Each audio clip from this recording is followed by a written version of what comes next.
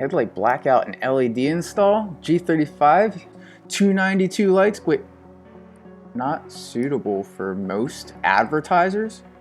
What the fuck? Hey guys, thanks for tuning into this week's episode of Mills Garage. For this episode, we're going to be doing a 2-year review of my custom blacked out housing and LED installed G35 headlights. Before I get into answering all of your questions and then giving you tips and tricks of how to actually customize your headlights, it's no secret that making money on YouTube as a YouTube creator is damn near impossible. If you support me creating these weekly videos for you guys, I spend like 80 hours a week. Make sure to smash that like button down below and make sure you're subscribed so that the masters of YouTube know that my videos are not complete shit. And if you don't like the videos, let us know in the comments below how you believe we can improve the channel. Moving on, this is the 2-year review of my blacked out G35 headlights. Let me show you what it looks like.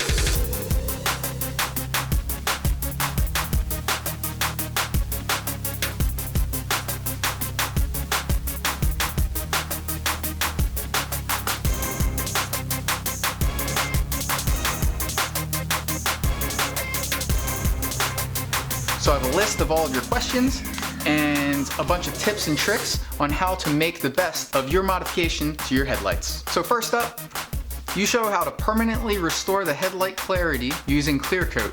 How long does that last?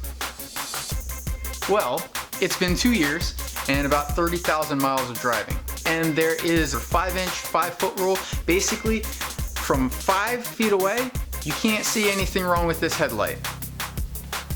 From 5 inches away, you can see absolutely every single flaw.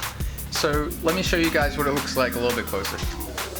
Even from this angle, it's really difficult to see any type of, flaws or anything in the clear coat.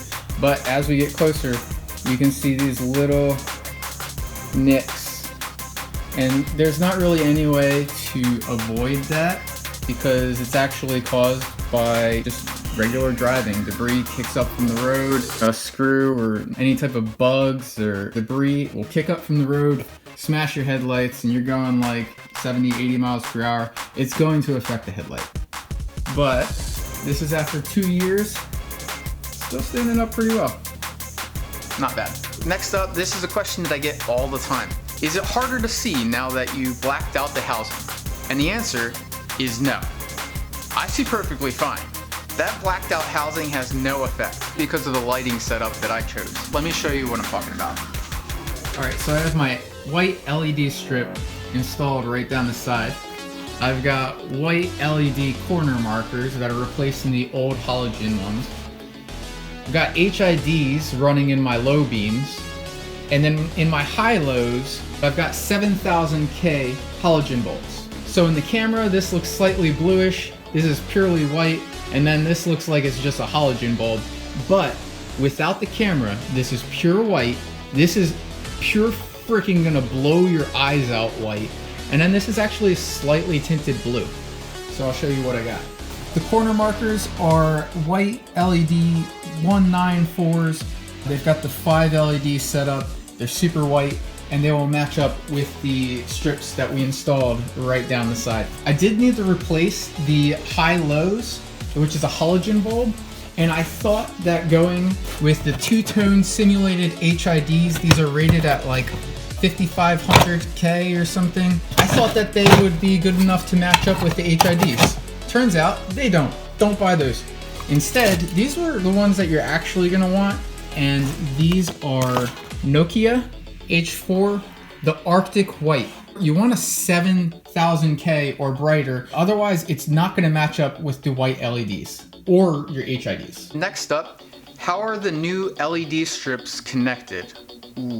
So in my tutorial, my camera wasn't as good. I've got a much better camera now, and I'm going to try to show you the details of how to connect that 194 LED bulb to the LED strip. It's actually right up here in the corner marker.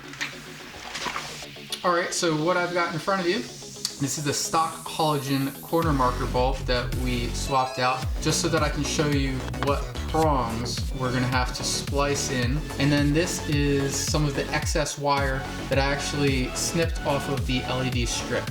So in order to connect the wire from the LED strip to the corner marker, it's got these little electrical connection points at the bottom, 2 of them.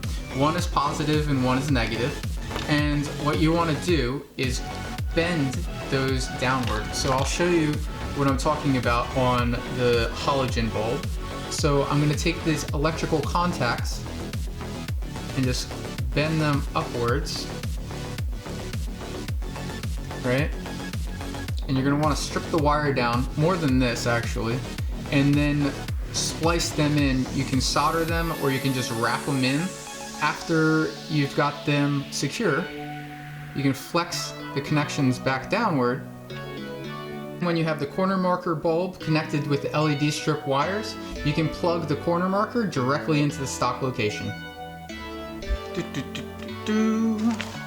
Alright, so I'm going to finish up the video just giving you a couple tips to make sure that if you're following my previous tutorials, that your job will turn out just as good as the job that I did. So one of the subscribers mentioned to me that he followed all the tutorials and then in the very end it looked like shit. And I asked him why, and he said that when he tried to reassemble the clear housing with the back of the housing, it didn't match up anymore. The reason why that is because the clear housing actually has a lip that extends past and back underneath where the black housing is. Now that part of the clear housing that extends backwards, when you're hitting it with the heat gun, it can actually melt and flex inward or flex outward. You want to make sure that when you're reassembling the housing, that those extended parts of the clear housing are not actually bent out of the way. So you're going to have to heat them up to melt them back into a smooth shape so that it'll match up. And then when you get your black caulk, you can basically putty up any type of gaps there are.